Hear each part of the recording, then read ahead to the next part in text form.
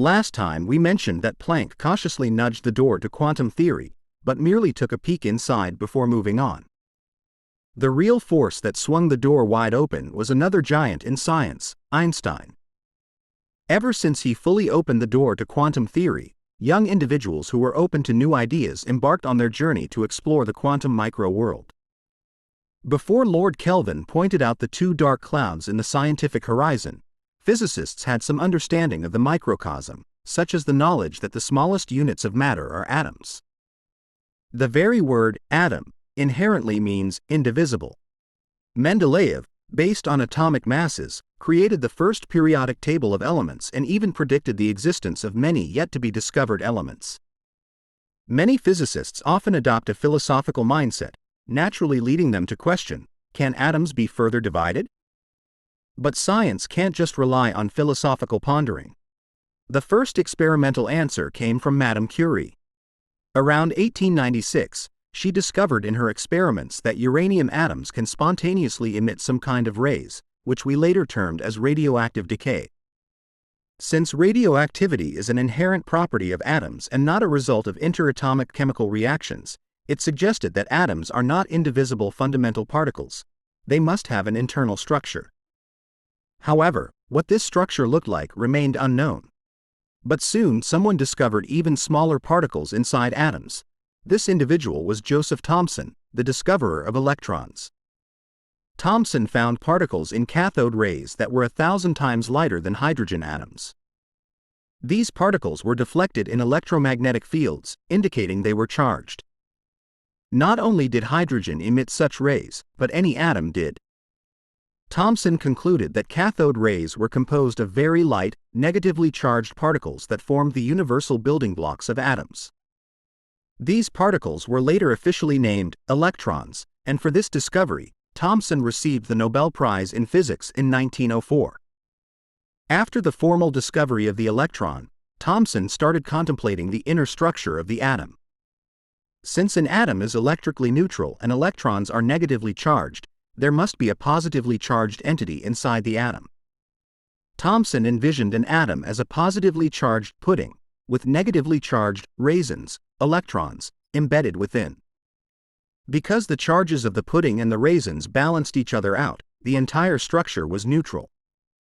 This model was termed the plum pudding model. While this model seemed reasonable at first glance, it was soon challenged and debunked by one of Thomson's own students, the illustrious Ernest Rutherford. Rutherford had profound insights into radioactive decay. He believed that radioactive decay was essentially the emission of certain particles from an atom, transforming the original atom into another type. This sounded eerily like alchemy. Indeed, the origins of chemistry can be traced back to alchemy. For his work, Rutherford was awarded the Nobel Prize in Chemistry in 1908. However, he famously remarked, "All science is either physics or stamp collecting." So, winning the chemistry Nobel wasn't particularly flattering for him. As an aside, Rutherford trained 11 Nobel laureates in his lifetime, with 3 in chemistry and 8 in physics. Unfortunately, he himself only held a Nobel in chemistry. Returning to our story, Rutherford's research in radioactivity greatly aided his subsequent physical experiments. He found that certain decaying materials emitted high-energy particles, which he termed alpha particles, and he even devised a method for their large-scale production. Considering the minuscule size and high energy of these alpha particles, he decided to use them as bullets to target atoms and observe the results, leading to the famous Rutherford scattering experiment. Rutherford planned to shoot gold foil with alpha particles and placed a ring of detection screens around the foil to record the deflection of these particles. To his surprise, while most particles passed through the foil, a small fraction was deflected at large angles, and a few even bounced back. Based on these observations, Rutherford postulated that there must be a very small but incredibly dense component inside the atom, the atomic nucleus, which contained nearly all of the atom's mass. Scattered around this nucleus were a few negatively charged electrons, but the vast majority of the atomic volume was essentially empty. Rutherford deduced that alpha particles that flew close to this nucleus, being positively charged, were deflected due to the electrostatic repulsion from the also positively charged nucleus. Those that hit the nucleus directly bounced back. Based on these insights, Rutherford proposed a new atomic model, the Rutherford model. While the Rutherford atomic model was much more credible than the previous plum pudding model, it had its flaws, such as issues of structural stability and discontinuous spectra. Especially concerning stability, think about it. If the nucleus has a positive charge and the surrounding electrons are negatively charged, logically, the electrons should be drawn to the nucleus. You might argue that the centrifugal force due to the electrons orbiting the nucleus could counteract this attraction.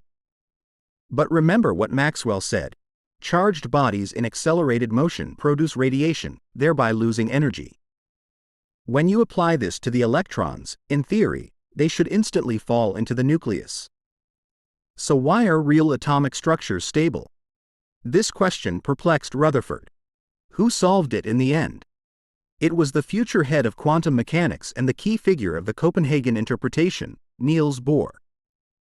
During his doctoral studies, Bohr mainly focused on electrons. After obtaining his PhD, he went to the Cavendish Laboratory in Cambridge since Thomson, the discoverer of the electron, was the director there.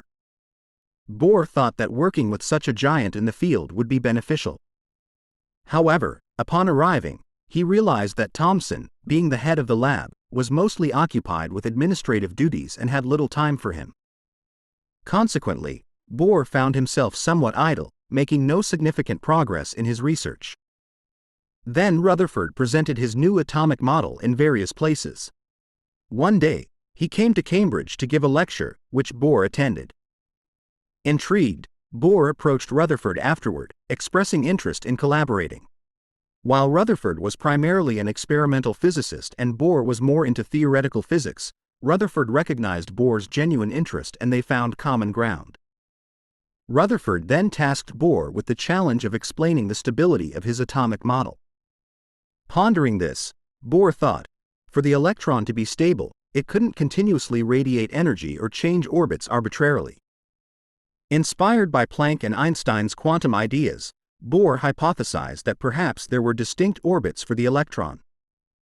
It could only jump from one orbit to another, emitting energy only during this jump, and the energy would equal Planck's constant times the frequency of the light emitted. If an electron stayed in its current orbit, it wouldn't radiate energy. The reason behind this remained unknown. Nonetheless, Bohr soon offered a preliminary explanation. However, Rutherford wasn't entirely convinced by Bohr's model due to its seemingly bizarre assumptions. As Bohr's contract duration was ending, he returned to his homeland without publishing the research. One day, chatting with a former college mate who specialized in spectroscopy, Bohr got advice to consider the Balmer formula, an empirical formula that described the wavelengths of the hydrogen spectrum lines. This formula, which was mysteriously accurate, had been conjured up without any theoretical basis. Having encountered this formula, something clicked for Bohr. Through his calculations, he derived the very same formula using his atomic model. This meant that Bohr's atomic model perfectly explained the mysterious Balmer formula. Excitedly, he communicated his findings to Rutherford, who was genuinely impressed. Consequently, Bohr's paper was published, and his energy level model for the hydrogen atom became a cornerstone in the development of quantum mechanics. Many subsequent theories would test their validity against this formula. One might assume Einstein would support Bohr's work given its quantum foundation, mirroring Einstein's own ideas about light quanta. However, the reality was different. Einstein felt that Bohr's model was too unconventional.